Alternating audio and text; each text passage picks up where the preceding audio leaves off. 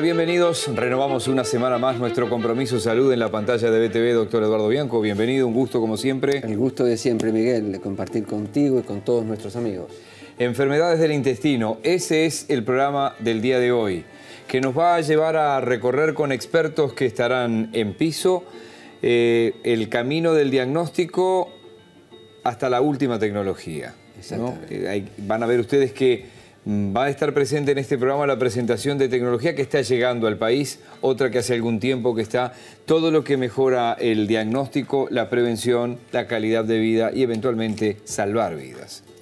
Pero como es el primer programa donde vamos a abordar, digamos, el tubo digestivo, el sistema digestivo, vamos a dar una introducción al mismo para focalizarnos en un aspecto del sistema digestivo que no es el más habitual, porque las personas en general conocen o tienen idea de lo que es el esófago gastroduodeno, con la úlcera por lo menos, o del colon por los divertículos o el cáncer de colon, pero el intestino delgado es el olvidado de la parte digestiva en general. Bueno, ¿qué importancia tiene este órgano? ¿Qué importancia tienen las alteraciones de este órgano? ¿Y cómo se diagnostican, como decías tú, Miguel? Bien, ¿le parece ver un informe de presentación? Adelante. Con este tape presentamos formalmente el tema de hoy.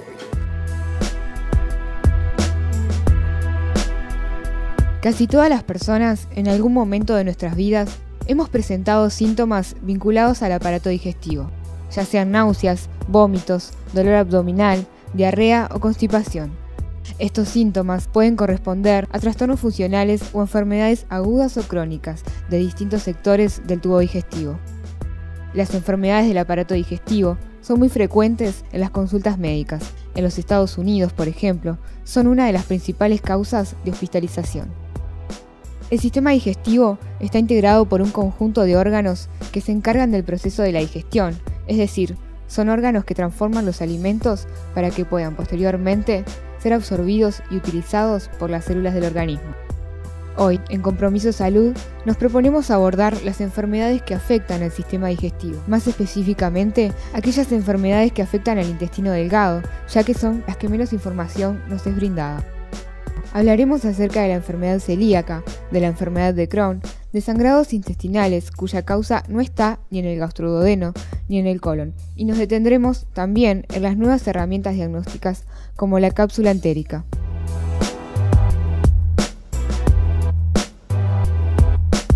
Quedó presentado el tema formalmente para después en los próximos bloques ir avanzando. ¿Alguna puntualización más, doctor? No, que se menciona la enfermedad celíaca, que es una enfermedad que ameritaría un programa específico, pero hoy la vamos a comenzar a abordar. Si quieren nos pueden seguir en nuestro Twitter, que es @saludcompromiso. Nos pueden escribir a nuestro correo electrónico compromisosaludui@gmail.com. Primera pausa y seguimos con el programa de hoy.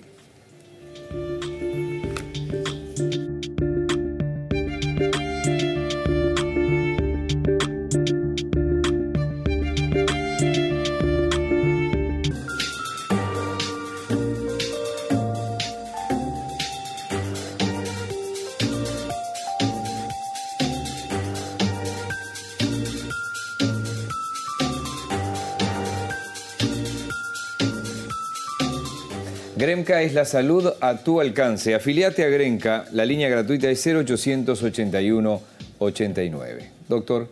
Bien, entremos entonces en el tema del día de hoy. Como decíamos, enfermedades del intestino delgado. Era la oportunidad de repasar un poco el sistema digestivo que está integrado por la boca, con su anexo, las glándulas salivales. A la boca la continúa la faringe, que es el inicio de un tubo que mide cerca de 11 metros en total.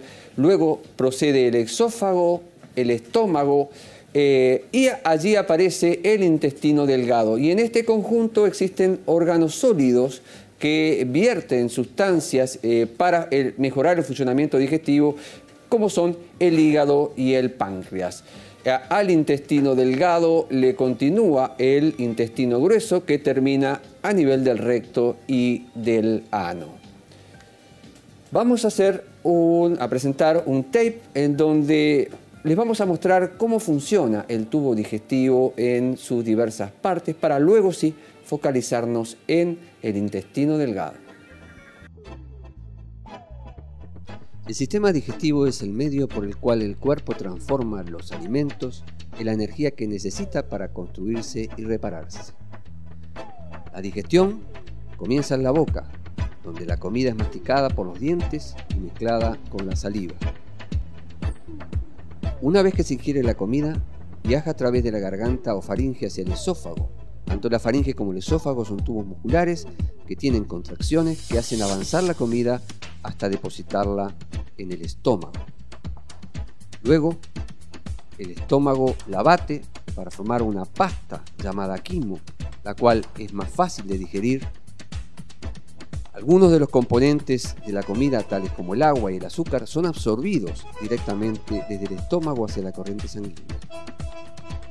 La siguiente estación es el esfínter pilórico, el cual sirve como puerta de entrada al intestino delgado. La digestión de almidones, proteínas y grasas ocurre en el intestino delgado, con la ayuda de secreciones que se originan en el páncreas, hígado y vellosidad intestinal. Los carbohidratos, como los almidones y azúcares, las proteínas y las grasas, están formados por moléculas complejas que deben ser descompuestas o digeridas para ser utilizadas por el cuerpo. El proceso de digestión transforma estas sustancias complejas en azúcares, proteínas y aminoácidos simples, y las grasas en ácidos grasos y glicerina. De esta forma, los nutrientes pueden finalmente ser absorbidos por la corriente sanguínea.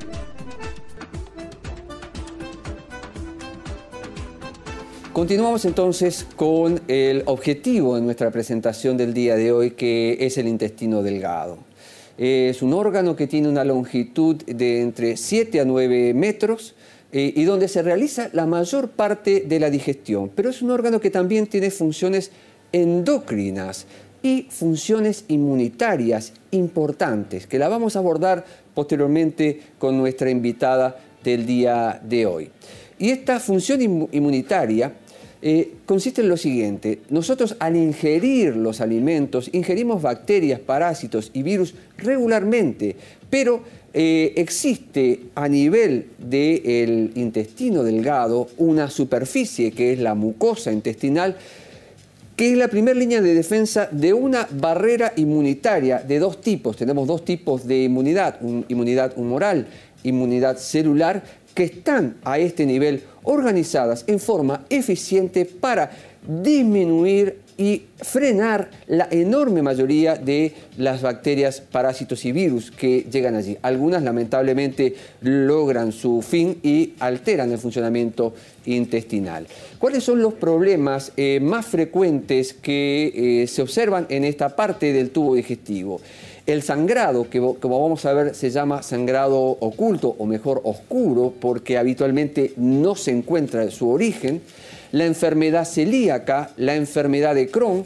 Bueno, frecuentemente, al igual que en otras partes del intestino, hay infecciones, pero también podemos encontrar cáncer del intestino delgado, obstrucción intestinal y síndromes de mala absorción que incluyen la enfermedad celíaca, la intolerancia a la lactosa, el intestino corto, que es el que ocurre cuando se opera a un individuo y hay que extirparle parte del intestino delgado, genera trastornos de absorción, pero también hay por temas genéticos y fármacos que pueden afectar el funcionamiento intestinal. ¿Qué es la enfermedad celíaca? Que, como dijimos, vamos a hacer una presentación del tema, pero esto debe ser abordado en otro programa. Es una enfermedad del sistema inmune, por lo cual las personas que la sufren no pueden ingerir una molécula llamada gluten, que se encuentra en la proteína del trigo, en la avena, la cebada y el centeno, pero también está en medicinas, en vitaminas y suplementos, por lo que hay que tener mucho cuidado en la composición de los mismos. ¿Cuáles son los síntomas de esta enfermedad? Esto varía de persona a persona. Pueden ser en la esfera digestiva, pero también pueden ser extradigestivos. En la esfera digestiva, los clásicos síntomas de los problemas gastrointestinales, la diarrea o el dolor abdominal. Pero en la esfera extradigestiva estos fenómenos pueden manifestarse y a veces ser los primeros como irritación y depresión, y hay una causa orgánica, una enfermedad intestinal que la está causando. La irritabilidad es uno de los síntomas más comunes en los niños. Esta enfermedad es de origen genético y el diagnóstico incluye exámenes de laboratorios, exámenes de sangre, biopsia de intestino delgado, que abordaremos con nuestra invitada del día de hoy. El tratamiento básicamente consiste en una dieta sin gluten. La otra enfermedad que puede afectar el intestino delgado, aunque puede afectar al resto del tubo digestivo, es la enfermedad de Crohn. Es una enfermedad intestinal inflamatoria, cuya causa no se conoce bien, parece ser una respuesta anormal del sistema inmunitario contra el intestino. Los fumadores, por ejemplo, tienen doble de riesgo de padecer esta enfermedad, como un dato para llevar no a la etiología, pero sí a los desencadenantes de la misma. Hay una tendencia familiar y esto puede comenzar alrededor de los 30 o de los 13 o de los 30 años de edad. ¿Cuáles son los síntomas más frecuentes? Nuevamente el dolor abdominal, la diarrea, pero a veces sangrado intestinal, pérdida de peso, fiebre, dolor articular y trastornos cutáneos pueden acompañar esta enfermedad. En los niños este trastorno puede generar un problema de crecimiento. El diagnóstico nuevamente requiere no solamente el examen físico, que forma parte de lo habitual para descartar otras enfermedades, y también laboratorio, exámenes, estudios de imágenes y una colonoscopía o una enteroscopía, dependiendo de hacia dónde se apunte como órgano afectado. ¿Cuáles son las complicaciones que puede tener esta enfermedad? La obstrucción intestinal, úlceras de intestino, trastornos de absorción de nutrientes que son esenciales. No existe cura para esta enfermedad. Lo que sí existen tratamientos que logran controlar los síntomas, antagonizar las pérdidas, y eso puede incluir medicamentos, suplementos nutricionales y a veces cirugía si está muy limitado a un sector del intestino que se pueda resecar. Puede cursar con periodos de larga remisión en los cuales el individuo carece totalmente de síntomas. Otro punto que mencionábamos era el tema del sangrado digestivo oculto u oscuro. Es el reto del gastroenterólogo, porque habitualmente se piensa por frecuencia en la úlcera, en la gastritis o en el colopatía diverticular como causa de sangrado, pero si hechos los estudios no aparece la causa en esos dos sectores, ahí empieza la preocupación dónde está, y el culpable es el intestino delgado. El 25% de los sangrados digestivos está al alcance de una endoscopía alta y una colonoscopía total. El resto hay que estudiarlo de otra manera y lo vamos a ver en nuestro programa de hoy. Dos técnicas que mencionaremos: la cápsula endoscópica y la enteroscopía asistida por balón. La obstrucción del intestino delgado también forma parte de las enfermedades con lesiones extrínsecas, porque se pegotea el intestino delgado luego de una cirugía y genera esa obstrucción, o porque hay tumores en el intestino delgado que crecen y generan dicha obstrucción intestinal, o bien obstrucciones intraluminales, cálculos biliares, cuerpos extraños pueden provocar la oclusión u obstrucción intestinal. Y por último, una cosa que no es infrecuente, y es lo que se llama el hilio intestinal, que es la disfunción del intestino. El intestino cesa en su contracción, no se contrae, por lo tanto no progresa la expulsión de gases y materias, y ocurre una distensión intestinal sin haber una obstrucción mecánica. Esto puede verse en posoperatorio o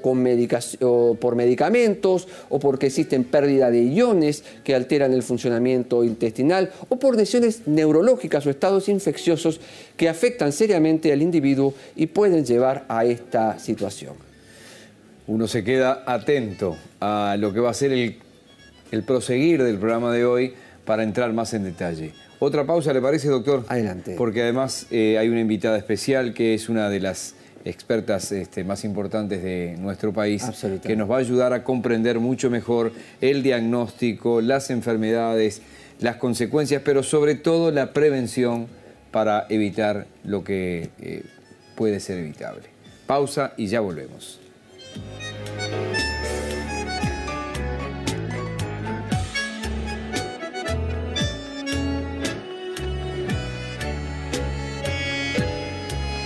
Presenta este espacio Aliviol Sport y Chao Dolores.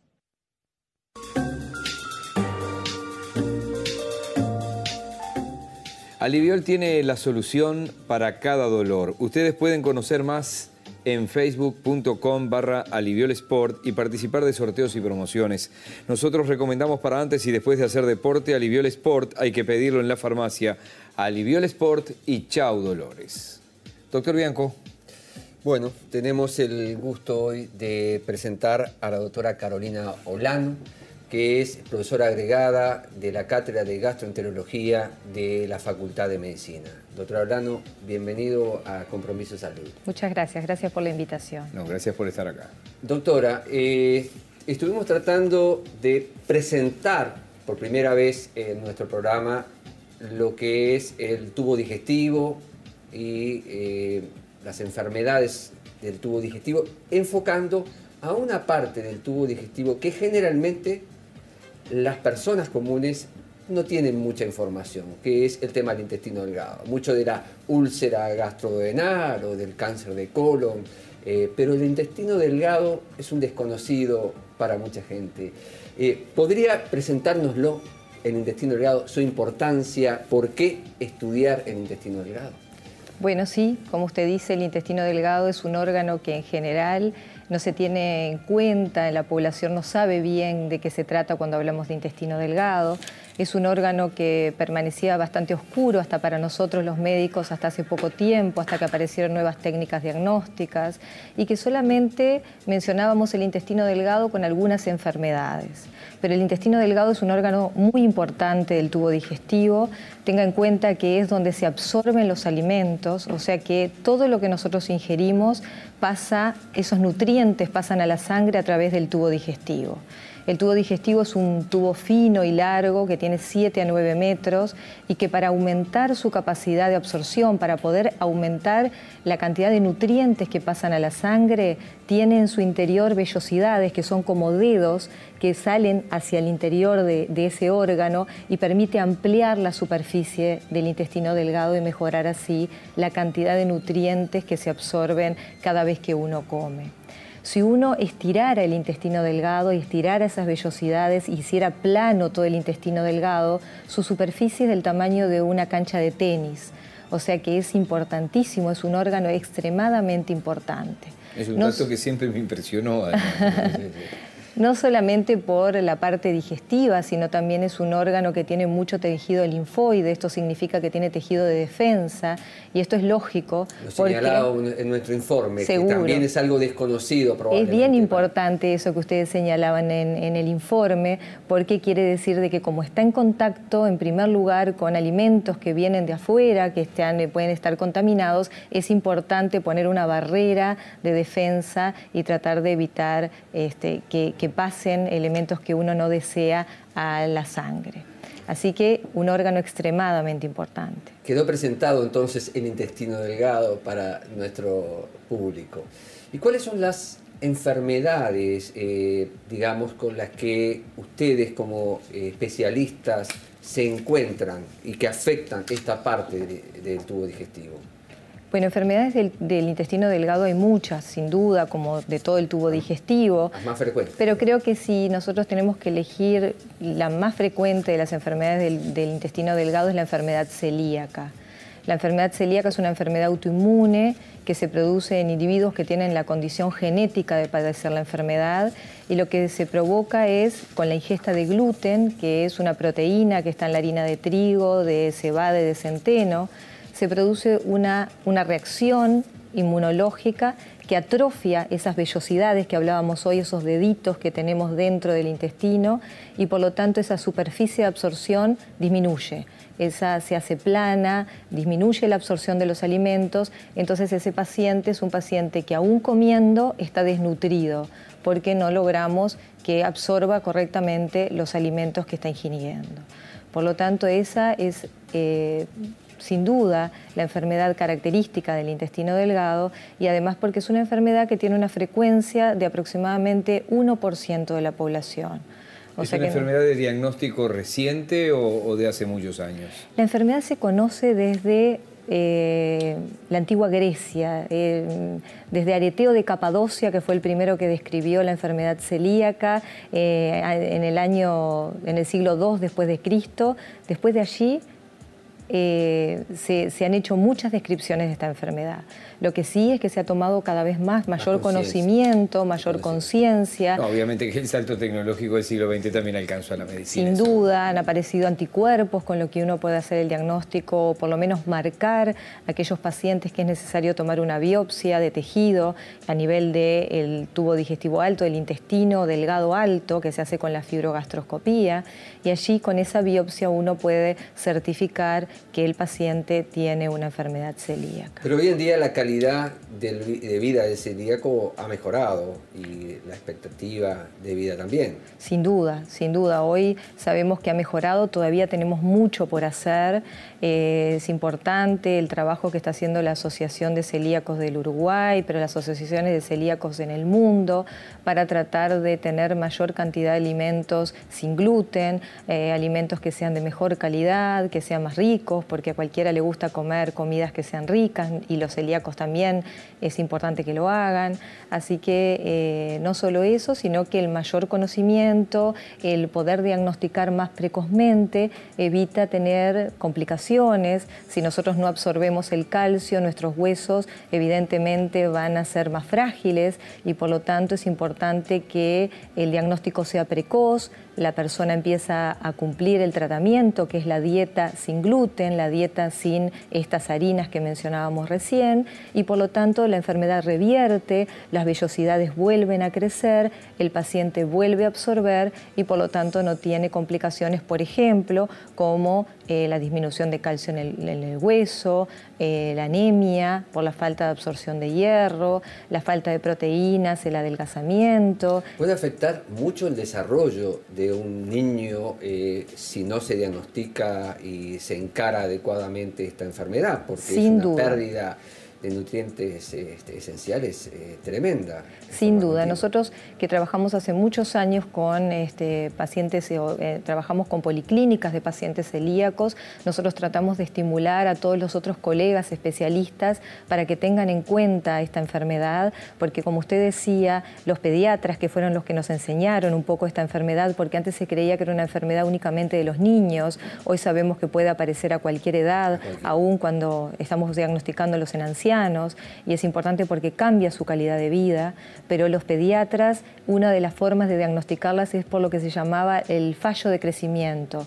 Y el fallo de crecimiento, esos niños que disminuyen su forma de crecer, quedan con una estatura baja, y eso es una forma de diagnosticar la enfermedad celíaca.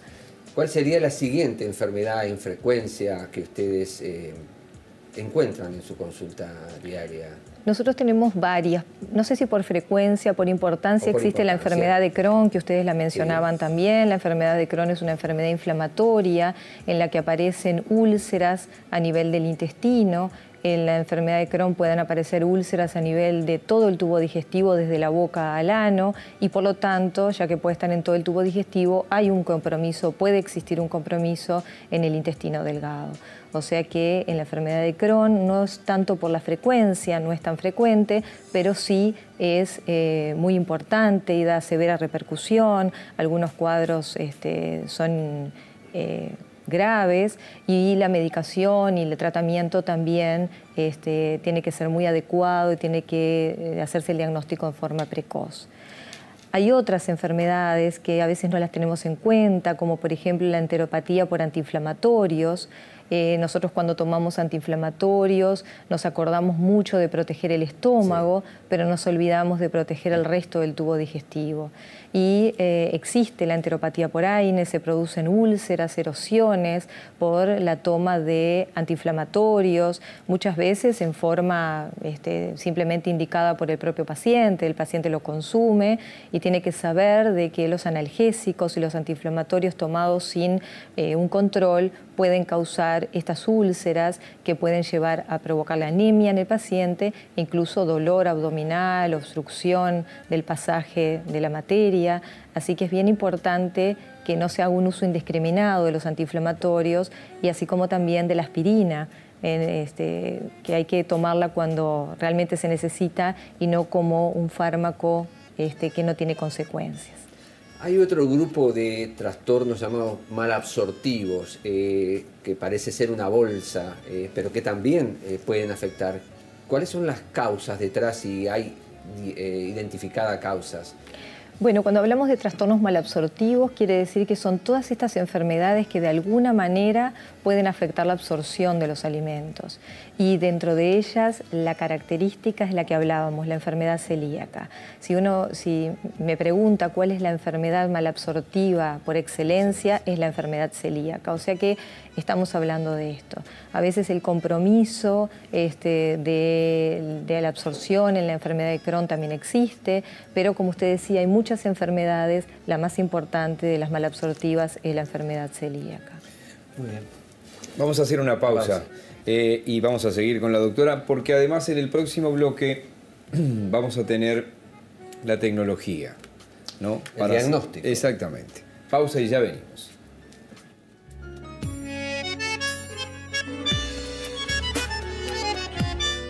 Presentó este espacio Aliviol Sport y Chao Dolores.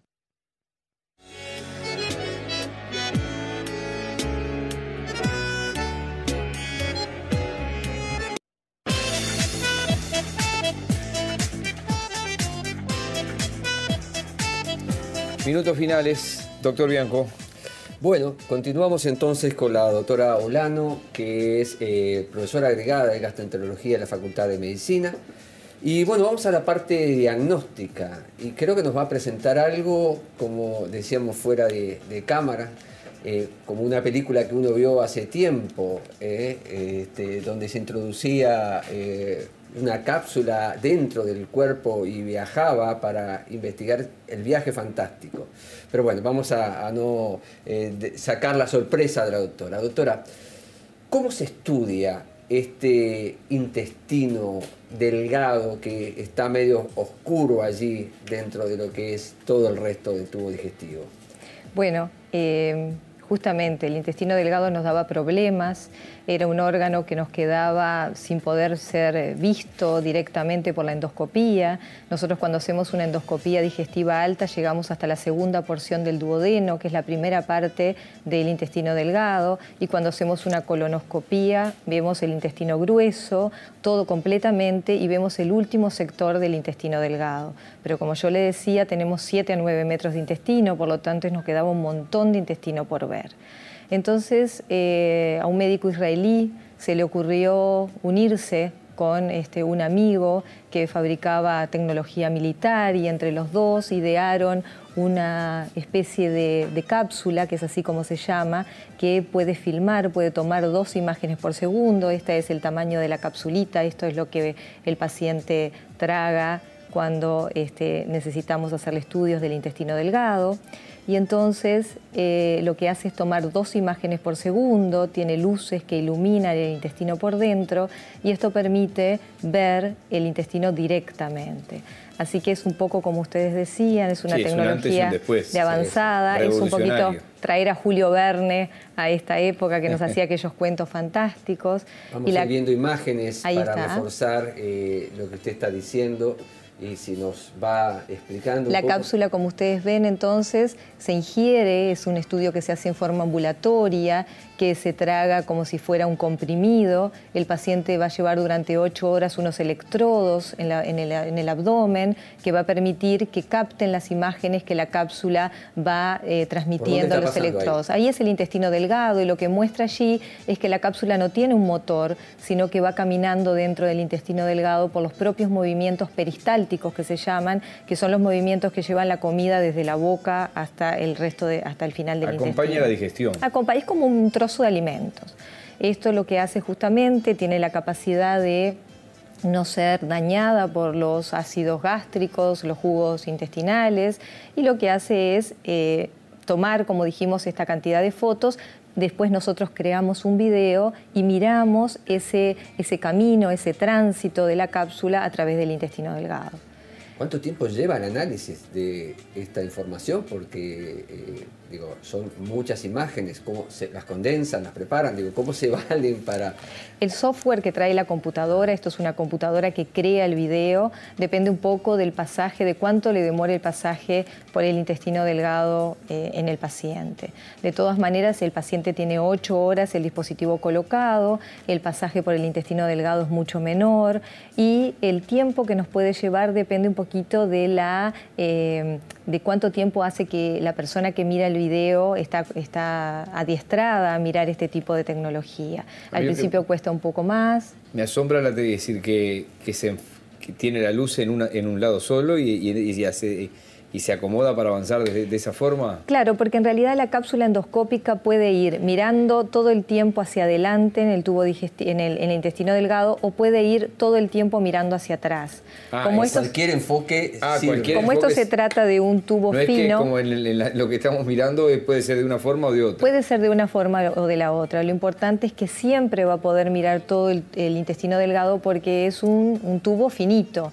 Entonces siempre va a ir caminando hacia adelante o hacia atrás, pero va filmando. Y a lo que a nosotros nos interesa ver son las lesiones. ¿Qué tipo de lesiones?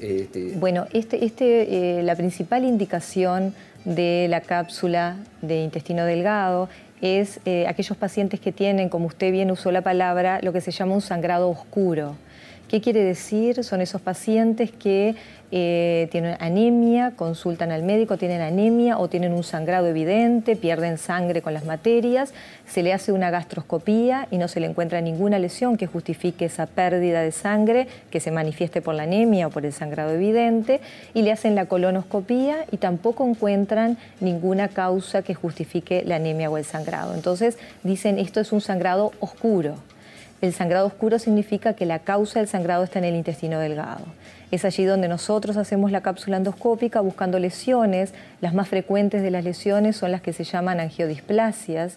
Las angiodisplasias son pequeñas malformaciones vasculares, vasos malformados, son como los pequeños lunarcitos rojos que a veces tenemos en la cara o en la piel, pero estos pequeños lunarcitos pierden microscópicas cantidades de sangre diariamente, que lleva a que a la larga el paciente tiene anemia, o cuando tienen un sangrado más importante realmente se ve en las materias. ¿Qué otra técnica diagnóstica ustedes manejan para abordar el intestino delgado? Bueno, esta técnica diagnóstica nació o fue aprobada para el uso en el año 2000. Casi simultáneamente un japonés, el doctor Yamamoto, diseñó lo que es el enteroscopio doble balón. Es decir, con esta cápsula endoscópica, como yo les decía, nosotros podemos mirar, pero no podemos hacer terapéutica. Si yo quiero quemar esos lunarcitos rojos que llamamos angiodisplasias, entonces no podemos hacerlo. Es así que, como ven allí en la imagen, se crea un enteroscopio, que es un endoscopio que es fino y largo, que tiene un balón en el extremo y que a su vez tiene un sobretubo que tiene otro balón. Entonces nos permite caminar por este intestino delgado, que es laxo, está suelto dentro del abdomen, y por lo tanto nosotros no podemos avanzar fijando el endoscopio dentro del intestino. Necesitamos un lugar, algo que nos apoye, algo que nos sirva de apoyo.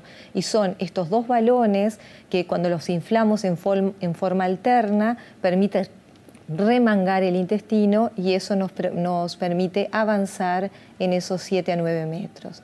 Así que, así como ven, es una técnica que es larga, que lleva tiempo, que hay que hacerlo con el paciente sedado, por supuesto, porque provoca molestia y además es una técnica que puede llevar varias horas. Y lo que nos permite, a diferencia de la cápsula endoscópica, es encontrar la lesión y tratarla. Podemos, a través del endoscopio, pasar accesorios que nos permiten hacer terapéutica. ¿Qué tipo de terapéutica? ¿Fulguración? Podemos hacer, nosotros hacemos fundamentalmente las angiodisplasias, nosotros las coagulamos con gas argón, se le hace tratamiento con gas argón, que es como quemarlas, pero también podemos inyectar sustancias esclerosantes, podemos, en el caso que la causa de esa anemia sean pólipos, sacar los pólipos, así que tenemos prácticamente la misma terapéutica que podemos hacer con una endoscopía digestiva alta o una colonoscopía. ¿Esto está accesible en todo el Uruguay o solamente en alguna parte de Montevideo? Bueno, hay algunos centros, pero todavía la cápsula endoscópica hay algunos centros en Montevideo y hay algunos en el interior. La enteroscopía se llama enteroscopía doble balón o simple balón, según la fábrica que lo vende, pero es menos accesible, hay menos centros que lo tienen. Nosotros en el Hospital de Clínicas contamos con los dos, tenemos la cápsula endoscópica y tenemos un número realmente alto de casos realizados hasta la fecha, y tenemos también la enteroscopía doble balón, o sea que tenemos los dos estudios, los dos tipos de equipamientos como para el estudio del intestino delgado. Y para el profesional, la técnica, ¿dónde se aprende? ¿Acá mismo en el Clínicas? ¿Cómo es? Bueno, nosotros recién estamos empezando y la idea es, sin duda, en el futuro formar colegas que puedan hacer la técnica. Los colegas que están haciendo, los que estamos haciendo esta técnica, nos fuimos a formar al exterior porque son técnicas nuevas, que hay que aprender esta tecnología en otro lugar y bueno, en el futuro seguramente vamos a formar a otros colegas para que sigan los pasos. Bien, hemos aprendido bastante hoy, doctor. Sí. Le tocó a usted también hoy aprender. Sí, el que aprendo soy yo. Todo. Pero bueno, creo que como primer programa de abordaje de trastornos digestivos fue por demás elocuente, pero nos queda mucho más, doctora, con usted, con el profesor Henry Cohen, que nos hizo el contacto, al que le agradecemos muchísimo esta posibilidad. Pero bueno, nos queda esófago gastroduodeno y nos queda colon, que 2x3 cuesta hacerle entender a las personas, a todos nosotros, que debemos en forma preventiva hacernos estudios para evitar cosas mayores. ¿Podría dar algún mensaje final al respecto de este tema? Bueno, el mensaje es que nosotros tenemos que ser conscientes que tenemos un alto porcentaje de tumores de colon, de cáncer de colon, y que en eso tenemos que ser conscientes que en este caso no en todos los tumores malignos, no en todos los cánceres nosotros podemos hacer medicina preventiva tan buena como en el cáncer de colon, porque existe una lesión previa al tumor, que es el pólipo, que es una lesión benigna que a medida que va creciendo se va transformando y es eso lo que provoca los tumores. Por lo tanto, el hacer una colonoscopía como debería hacerse a partir de los 50 años para buscar estas lesiones precursoras de los tumores, y nosotros las podemos sacar, las podemos cortar y sacar estos pólipos, y con eso evitamos que aparezca un tumor en el futuro. Por lo tanto, es muy importante alertar a la población de que la colonoscopía es importante realizar. Muchas gracias, doctora. Miguel. Nos vamos, doctor. Nos vamos todos los que tenemos más de 50 en el estudio, con los deberes prontos, ¿no? Hay algunos camarógrafos que también se quieren ir, pero no a la colonoscopía, sino a despedirnos hasta la semana que viene. Hasta la semana que viene, amigos. Que pasen muy bien.